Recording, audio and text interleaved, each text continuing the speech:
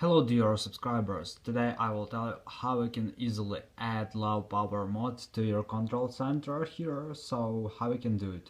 So for doing this you just need to go to the settings, just open the settings, and in the settings you need to find your control center.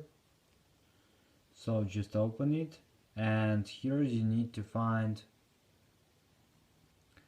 your low power mode. So just tap on plus near this option. And now it successfully adds this option to your control center. So now how you can open it, just let's go to our home screen. So if you just swipe here from the right, you will see here low power mode.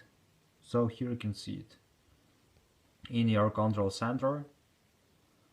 So you can see here low power mode. So if you want to turn it on, just press here, and now it successfully turned on low power mode. So this is the way how you can do it. So thanks for watching, have a nice day, subscribe to my channel, click like, and goodbye.